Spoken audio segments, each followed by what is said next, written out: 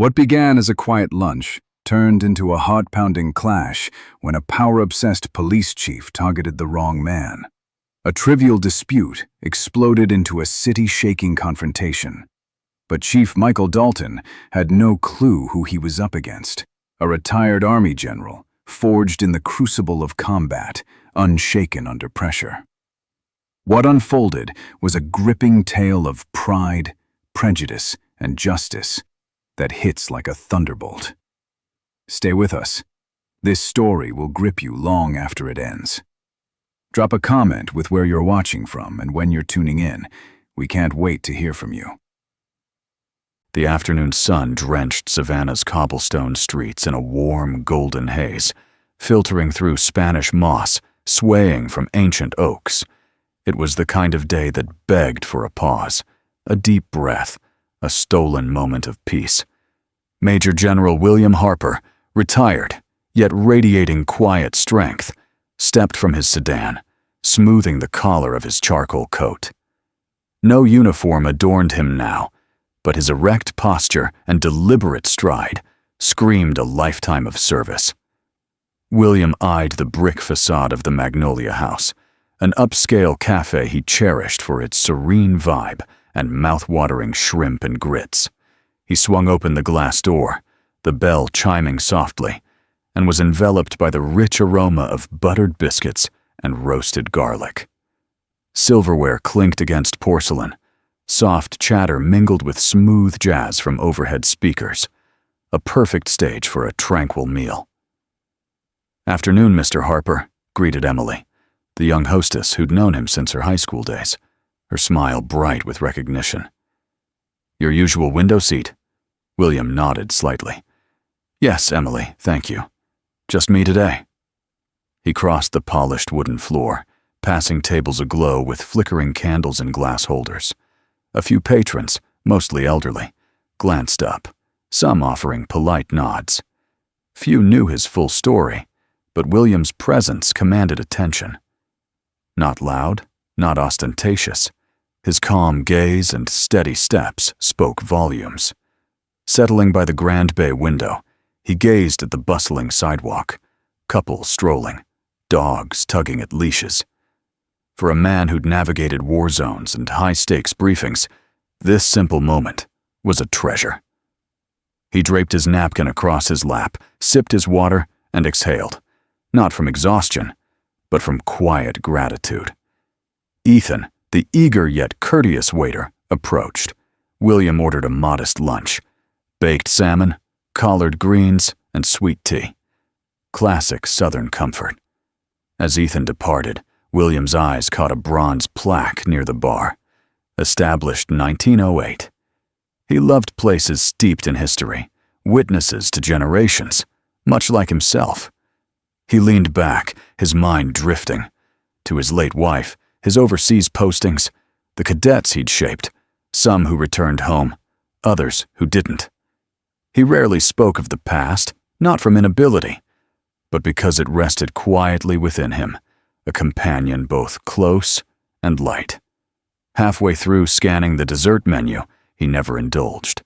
The door slammed open. The cafe's warmth faltered. Heavy boots pounded the hardwood, disruptive and brash. Conversations hushed. William glanced up without turning. A trio of plainclothes officers entered, their eyes sweeping the room like hawks. Behind them strode a man William didn't know, but instantly recognized by his type. Broad-chested, thick-necked, a scowl carved into his face. His pristine uniform screamed self-importance, the kind worn by someone unaccustomed to defiance. This man moved as if the room owed him deference, pausing at the entrance, hands on hips, eyes narrowing as they locked onto William. His lips twitched, half confusion, half irritation. Without requesting a table, he marched forward. William didn't budge. He didn't flinch. He simply lifted his water for another sip. He'd faced men like this before. The boots grew louder. Nearby tables fell silent. Emily froze mid-sentence at the host stand. Ethan, tray in hand, stopped dead. William stole one last glance out the window, grounding himself in the calm beyond the glass, then turned to face the approaching storm, setting his glass down with deliberate care. The tension was palpable, a storm brewing. The man loomed over William's table like a gathering tempest, drawing every eye in the cafe. The soft jazz faded, replaced by a heavy silence of bated breath and curiosity. His badge gleamed on his chest, above a name tag reading Chief Michael Dalton. The name meant nothing to William, but the man's eyes, arrogant, territorial, drunk on unchecked power, were all too familiar. "Excuse me," Dalton growled, his voice low but edged with steel. "You're in my seat." William met his gaze, unflinching, his expression a mask of calm. "I didn't know this table was reserved," he said, glancing around the cafe. "It's not," Dalton snapped, slamming both palms onto the table, leaning in close. "But it's mine." William raised an eyebrow. "If it's not reserved, I see no reason to move. The hostess gave me this seat. I took it." Dalton's jaw tightened, his chest puffing out. "Everyone here knows this is my table. I sit here every Thursday." William's lips curved into the faintest smile. "I'm not local, Chief. I wouldn't know." Nervous chuckles rippled through the room. Dalton's face darkened. He didn't like being laughed at. "You don't get it," he hissed, his voice sharpening. "This is my city. I set the rules, and you're in the wrong seat." William sat steady, immovable as granite. "With respect, Chief, I don't follow unwritten rules. If this table's free, I have every right to it."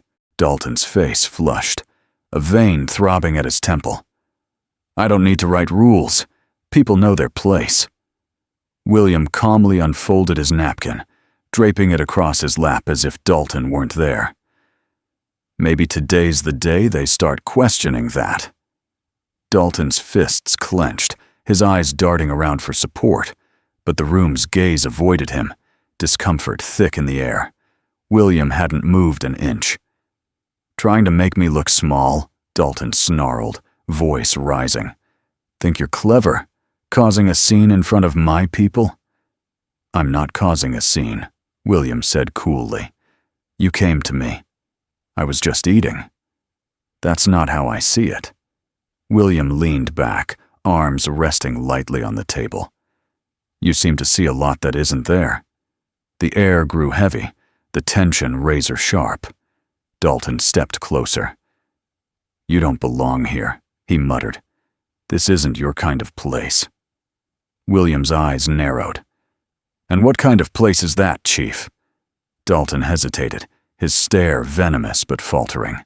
William's calm only made him look unhinged. "You know what I mean," Dalton sneered. "People like you, always pushing, testing boundaries."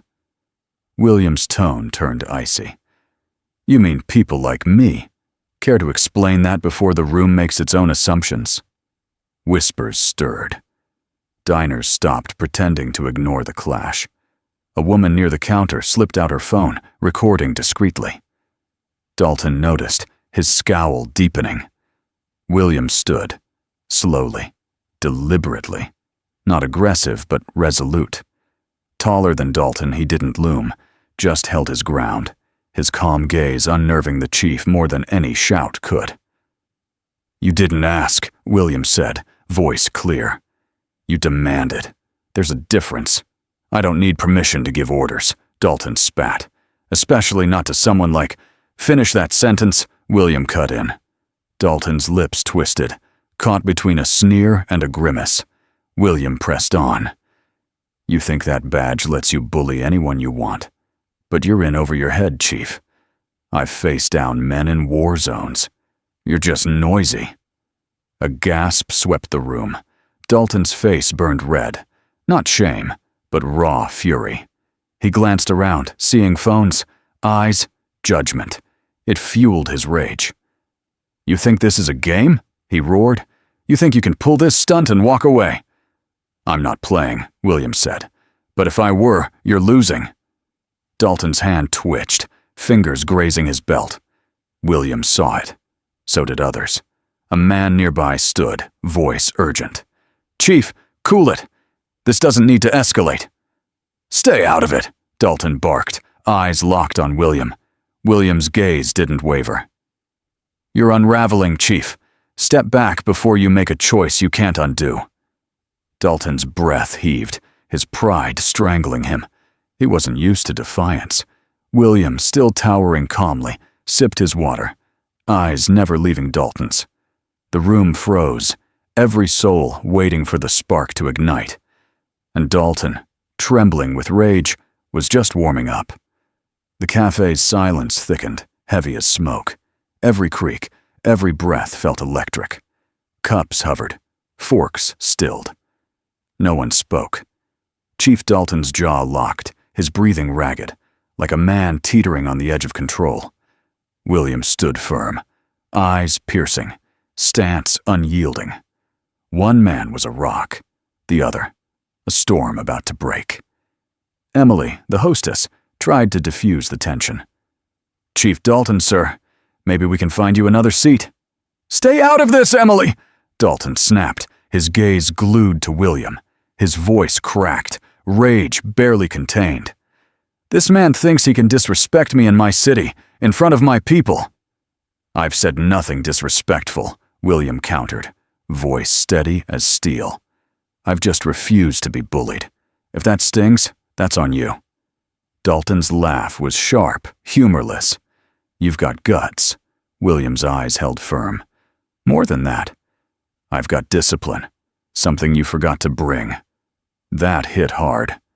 In a flash, Dalton grabbed William's coat lapel, yanking it. The room gasped in unison. Glasses clinked. Emily yelped. Ethan dropped a plate, ceramic shattering. But William didn't stumble. He didn't swing. He didn't raise his voice.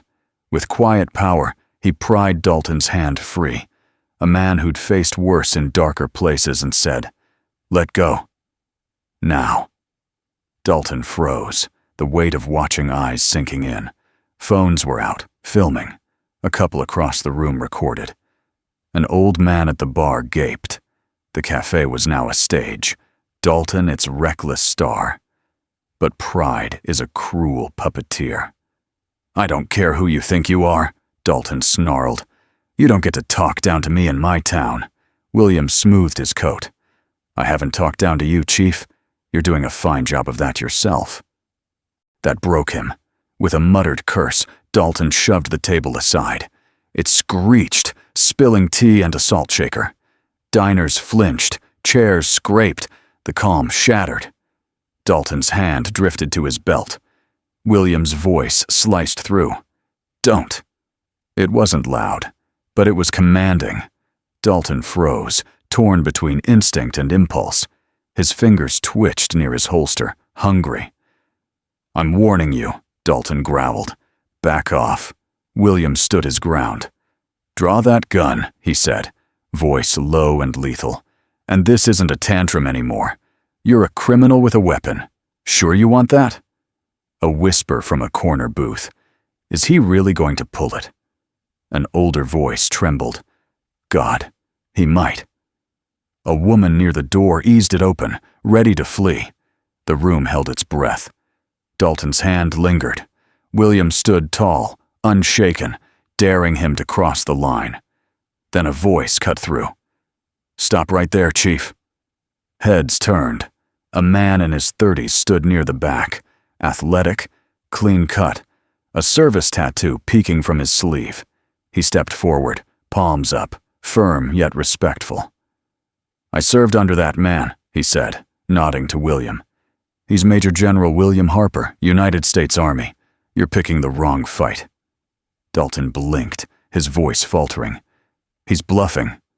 "No, sir," the man said. "He's not. And you're on camera from 4 angles. Want to explain pulling a gun on a general for the rest of your career?" More phones lifted.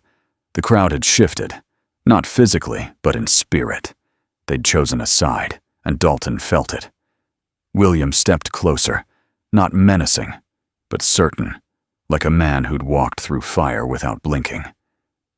"You don't know me," William said, voice commanding. "But I know your type. You mistake noise for power, fear for respect. That badge doesn't give you the right to crush people. Today, you chose the wrong target." Dalton's lips quivered. His hand fell from his belt, hesitated, then retreated. William nodded, not in victory, but in recognition of a crisis averted. Silently, he righted the table, retrieving the fallen salt shaker. The room exhaled. No cheers, no applause, just a silent shift in power. Dalton stood frozen, chest heaving, eyes darting like a cornered beast. The air stung with judgment, tightening like a noose. Phones glared like spotlights on a stage he never meant to take. William remained calm, watchful, a silence that accused. "Enough!" Dalton spat, stepping back, waving as if he could banish the scrutiny. "Put your damn phones away." No one budged. A man in the back, maybe a teacher, maybe a clerk, spoke firmly. "You're out of line, Chief." That snapped it. In one fluid motion, Dalton's hand shot to his belt, past radio and cuffs, to his gun. He drew.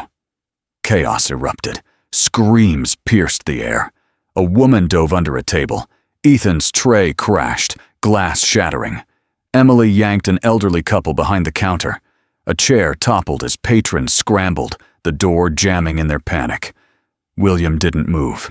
The gun's barrel stared at his chest, inches from his heart. His eyes locked on Dalton's. Not defiant, not afraid, just steady. "Put it down," William said, voice soft but ironclad. Dalton's hand shook, his lips twitching, breath erratic. He wasn't in control anymore, just a man lost in his own unraveling. "I said, put it down," William repeated, sharper. "You're about to destroy your life." Dalton's finger twitched near the trigger.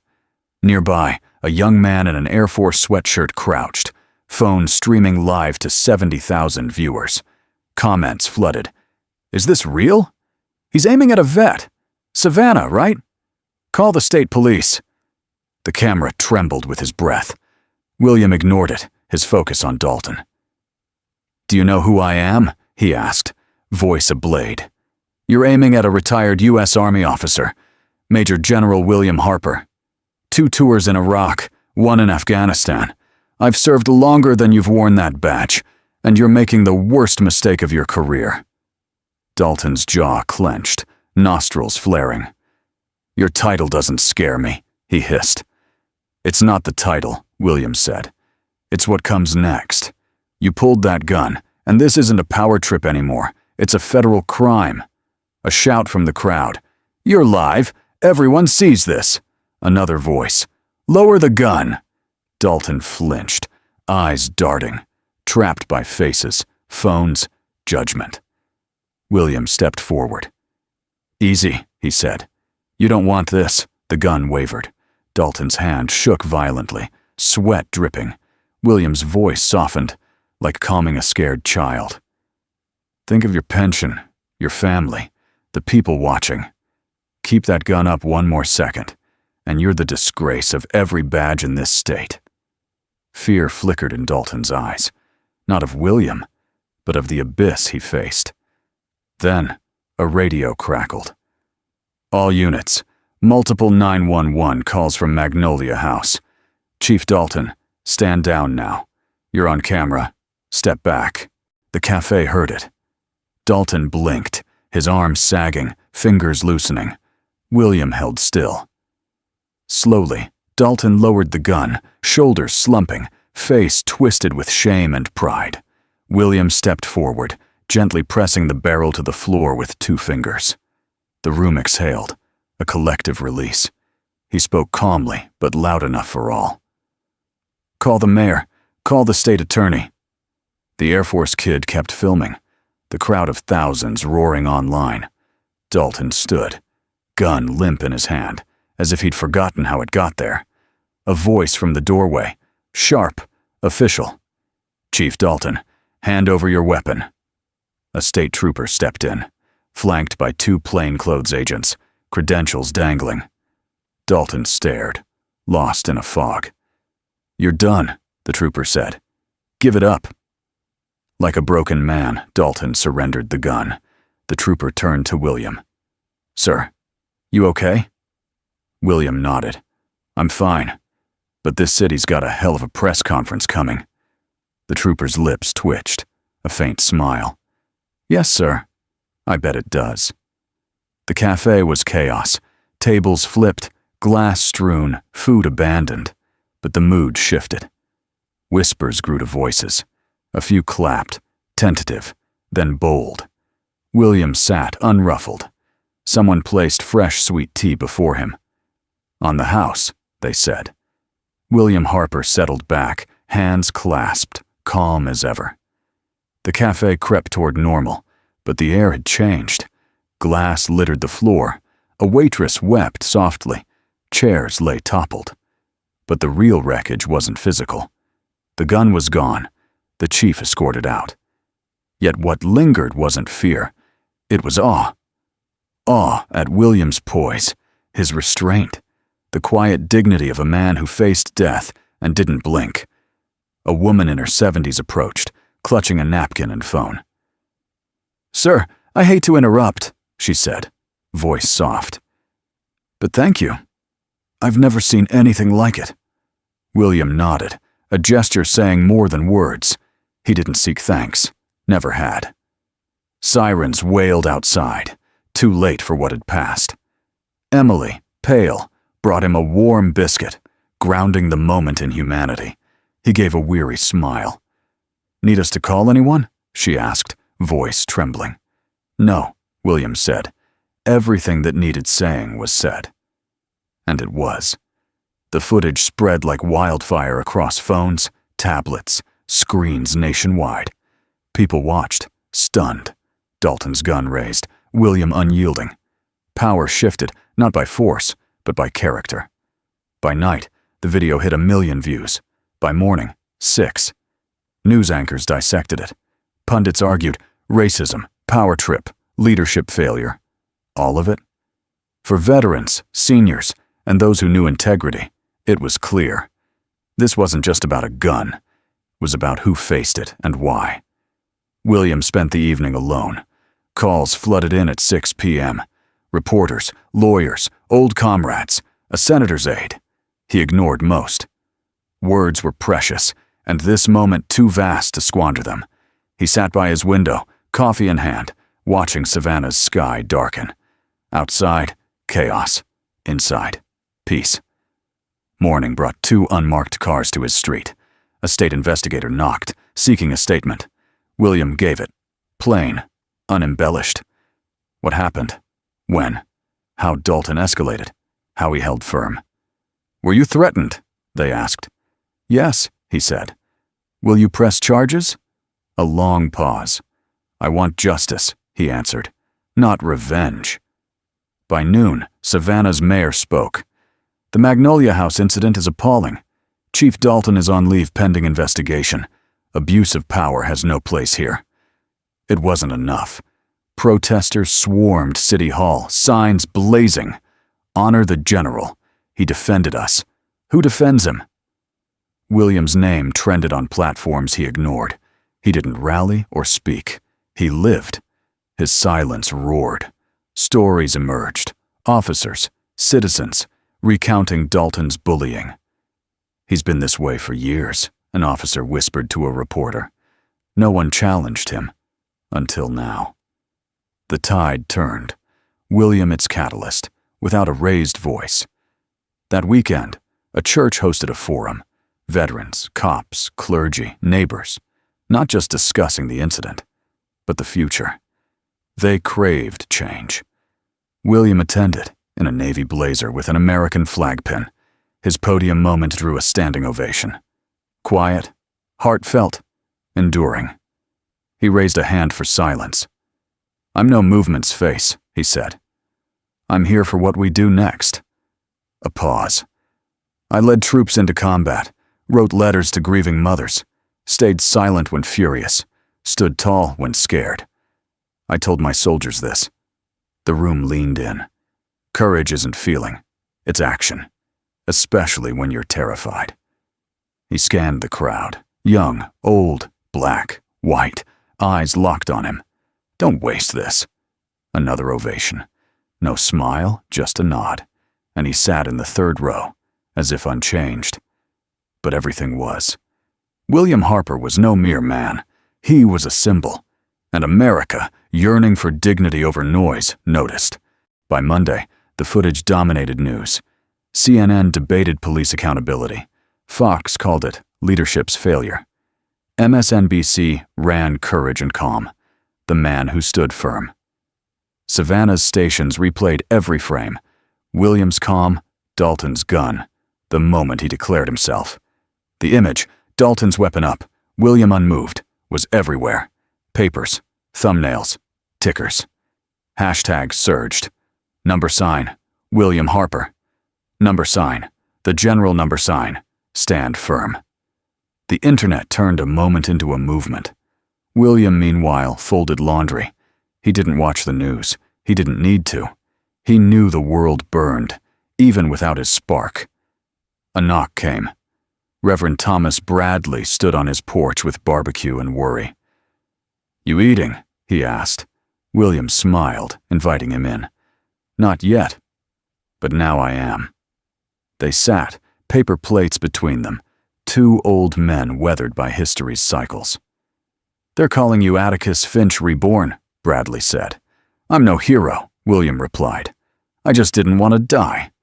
"You stood firm, brother, righteously. That moves people." William chewed, wiped his mouth. "They'll move on when the next video drops." "Maybe," Bradley said, "but the right video, right time, can shift more than hearts. It can shift systems." William didn't argue. He didn't need to. City Hall was in chaos. Calls, emails, civil rights groups demanding Dalton's firing, police unions dodging accountability. The Savannah PD simmered, officers ashamed, others enraged. "He shamed us all," a sergeant told a paper anonymously. "Dalton's temper was unchecked because he was chief. No more." Investigations launched, internal, state-led. The city council held an emergency session, live, with citizens venting fury. William stayed home, his presence felt in every speech, every sign. A retired teacher wept at the mic. "My father served in Korea with honor. I saw that in General Harper. A gun aimed at him here. It's sickening. What are we?" A young man was blunt. "If Dalton's not fired, Savannah answers for it." The mayor felt the heat. Dalton fought back, his lawyer claiming he felt threatened. A misunderstanding. The lie crumbled. Video didn't lie. Dalton looked angry, reckless, but not scared. The Civilian Review Board's report was brutal. Dalton's actions were a gross failure, endangering lives, disrespecting a veteran. Recommendation? Termination. That day, Dalton's photo vanished from the PD's website. Word spread fast. William heard it on his porch, iced tea in hand. His neighbor, Mr. Ellis, 84, and still mowing his lawn, shuffled over. "You did it, Will. He's gone." William nodded. It's the least they could do.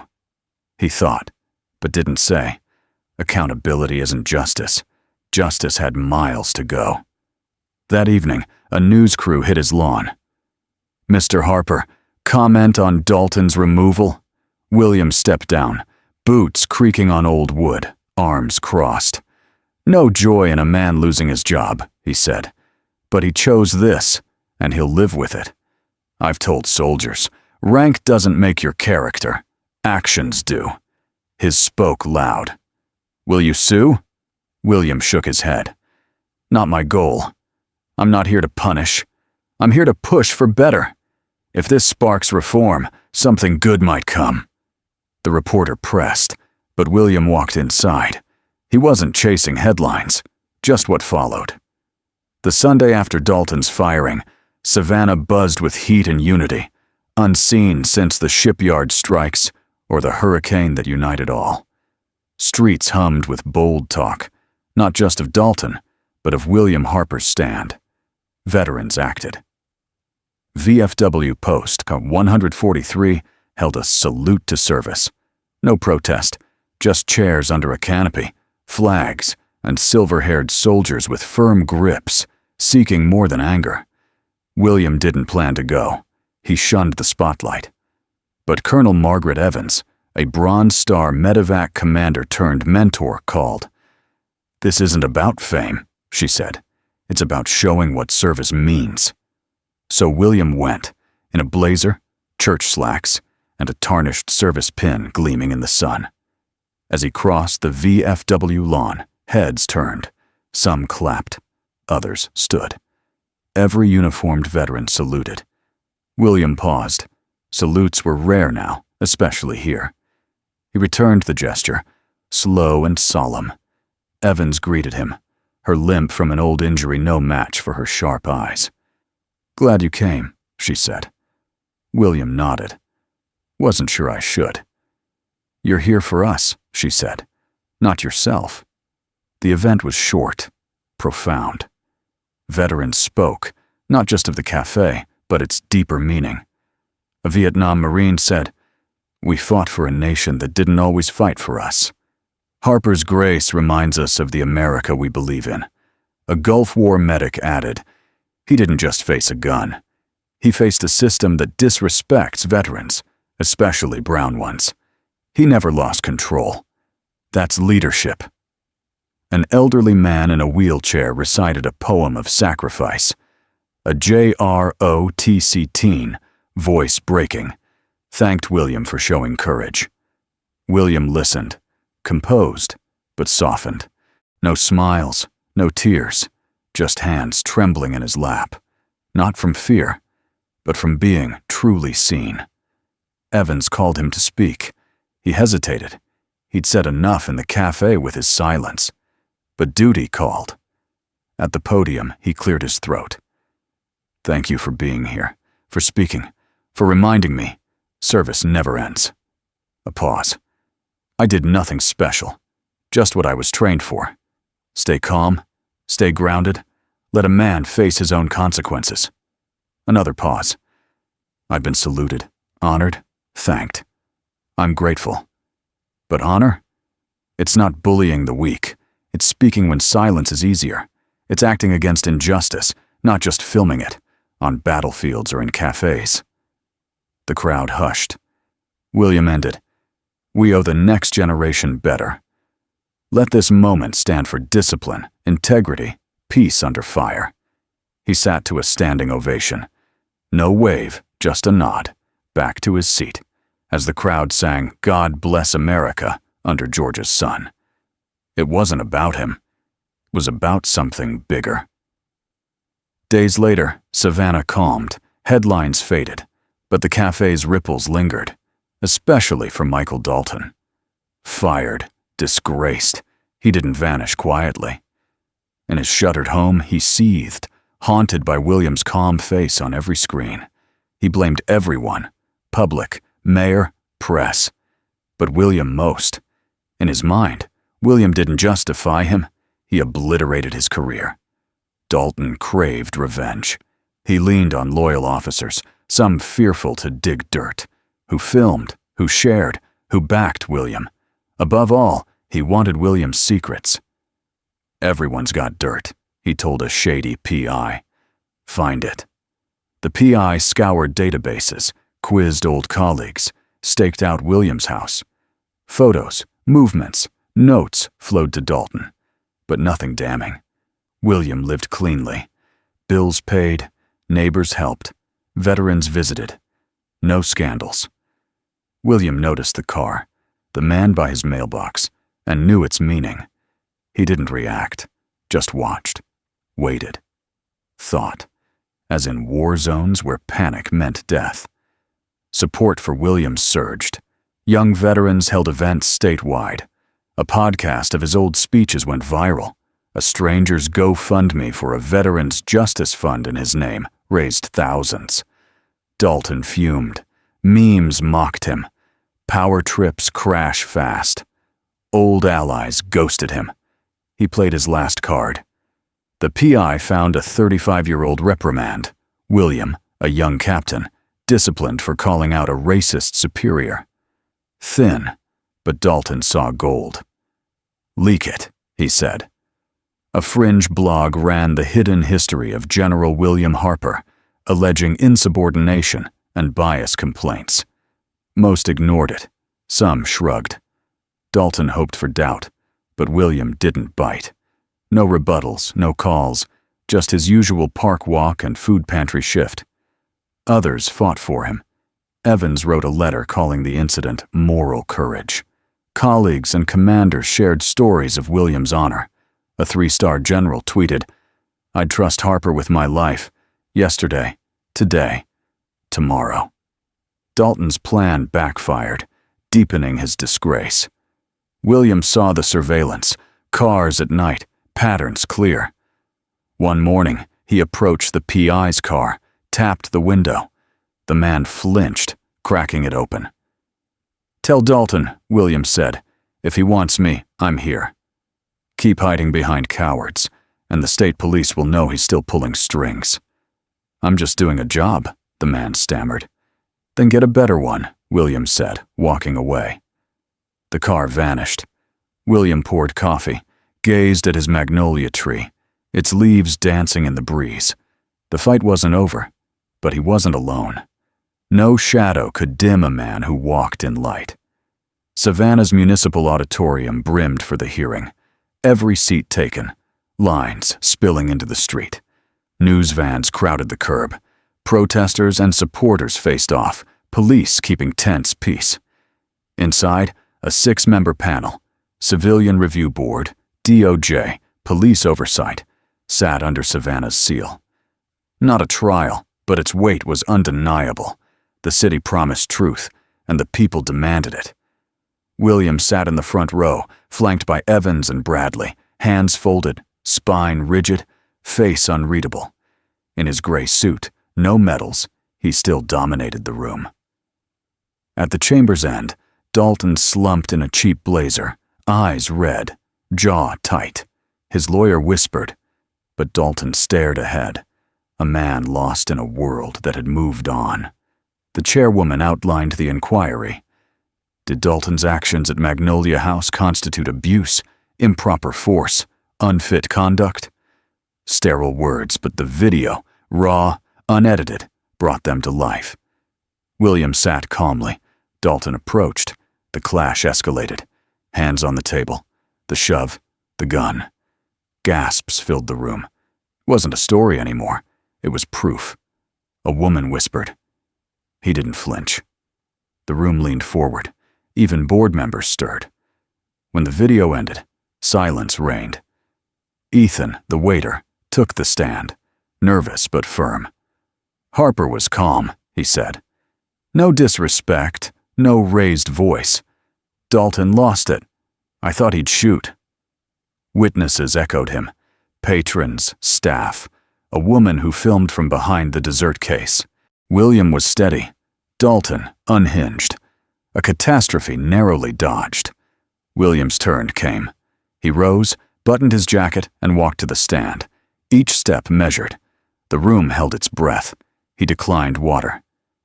"Mr. Harper," the chairwoman said, "tell us what happened." He paused, voice low but resonant. "I went for lunch. That's it. I didn't provoke, didn't demand. I sat where offered, and a gun was aimed at my heart. No theatrics, just truth. This wasn't about a table," he said. "It was about power. A man thinking his badge let him bully the unyielding." He scanned the room. "I didn't flinch because I'm trained not to. I didn't shout because I've learned to calm, not inflame. But if I weren't who I am, rank, skin, age, presence, I might not be here." The room felt it. "I'm not here for closure," William said. "I'm here so this city knows who wears its badge and how close it came to a funeral, not a firing." Silence, not from indifference, but awe. Dalton's lawyer claimed a misunderstanding, but the board wasn't swayed. After recess, the chairwoman delivered the verdict. Dalton violated policy, endangered lives, abused power. He was barred from law enforcement in the state, with findings sent for possible charges. A gasp echoed. Dalton sat, hollow. William nodded to the panel and left, ignoring reporters' shouts. Outside, applause rose. Not wild, but deep. A community witnessing justice. He donned his hat, straightened his coat, and walked down the steps. A soldier, steady as ever. Savannah felt lighter post-hearing. Tension eased, replaced by relief. People walked taller, spoke bolder. "Did you hear Harper?" He faced them down. He didn't just save himself. He showed us how to act. William shunned the spotlight, tending his garden, pulling weeds. But the world wasn't done. The PD announced reforms: body cameras, de-escalation training, a civilian oversight committee. Real change. Unstoppable now. Councilwoman Laura Bennett moved to rename River Street's cafe block Harper Way. It passed unanimously. William chuckled to Evans. "I didn't want a street." "You gave us more," she said. The cafe became a shrine. Veterans sat by William's window. Teachers brought students to discuss courage. A plaque read, "In honor of Major General William Harper, whose dignity is strength's truest form." He visited once, pre-opening, Emily letting him in for coffee and quiet. But something stirred. William, a teacher at heart, saw the letters. Veterans, leaders, teens. This wasn't to flee, but to build on. He launched the Harper Fellowship for Civil and Civic Integrity, mentoring ex-soldiers and youth in conflict resolution, service, and leadership. In church basements, he began each talk. "I'm not here to make you powerful, but to teach you to wield power responsibly." It grew, not from flash, but trust. Veterans revered him. Civilians believed him. Politicians didn't dare question him. He shunned Hero, declining a magazine's Man Who Changed Savannah feature, writing, "The people changed Savannah. I stayed out of their way." But his inner circle knew. William reshaped more than a city. He reminded a nation, veterans of rights, wars, division, that strength isn't fists, but control. On the incident's anniversary, Magnolia House hosted a private dinner. Ethan, Emily, the elderly couple, the JROTC teen. They shared food, stories, laughter, and reflection. Emily raised her sweet tea. "To the man who showed us grace under fire, you didn't just stay calm, you restored our faith." William smiled, not for agreement, but for their understanding. Walking to his car under glowing street lamps, a young man with his grandmother called, "General Harper, can I shake your hand?" William obliged, the grip firm. "Thank you, sir," the boy said.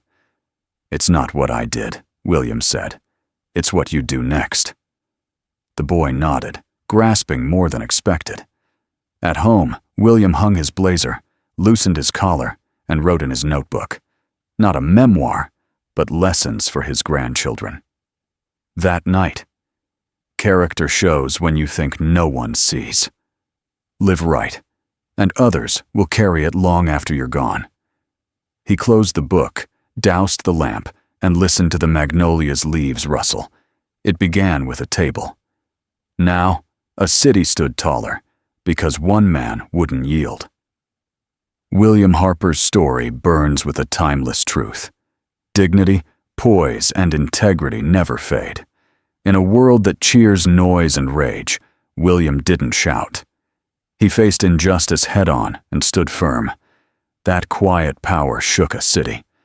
For those who've seen decades of change, this isn't just inspiration, it's a call. You're never too old to matter. Your character is your legacy. Choosing calm over chaos, courage over ego, sows change for tomorrow. One man standing tall with grace can show a nation how to rise. If this story stirs you, like this video, to spread its message of strength and dignity. Subscribe for more gripping, true stories that echo the values we cherish, especially for those